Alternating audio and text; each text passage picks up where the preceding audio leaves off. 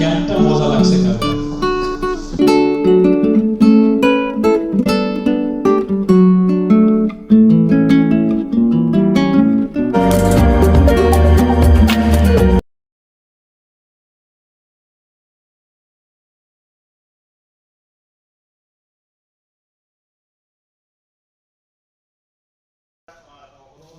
তথ্য ও প্রযুক্তি নির্ভর স্কাউটিংকে আরও গতিশীল করতে চতুর্থ জাতীয় আইসিটি স্কাউট ক্যাম্প শুরু হয়েছে।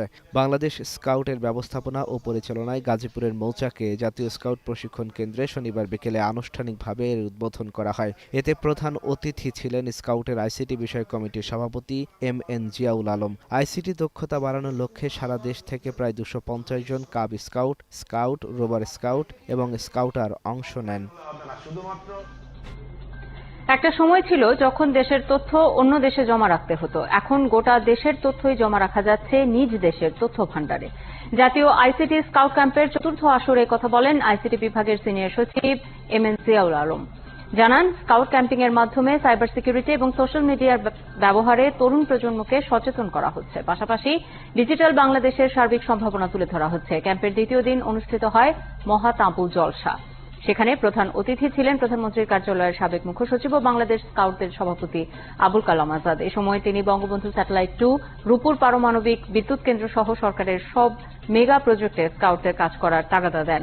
একই সাথে গাছ লাগিয়ে বন্যার মতো প্রাকৃতিক দুর্যোগ ঠেকানোর পরামর্শও দেন তিনি। গাজীপুরে জাতীয় স্কাউট প্রশিক্ষণ কেন্দ্রে 18 জুন থেকে শুরু হয়েছে 3 দিনের এই ক্যাম্প। কাব স্কাউটস এবং রোভার স্কাউট সহ প্রায় 200 জন অংশ নিয়েছে আইসিটি স্কাউট ক্যাম্পের এই চতুর্থ আসরে। সরকারের এই যে ডিজিটাল বাংলাদেশ বাস্তবায়ন এবং আগামী দিনের স্মার্ট বাংলাদেশের অগ্রযাত্রার এই সময় এটি আমাদের জন্য একটি গুরুত্বপূর্ণ ভূমিকা রাখবে এবং কাজ হবে বলে বিশ্বাস করছি।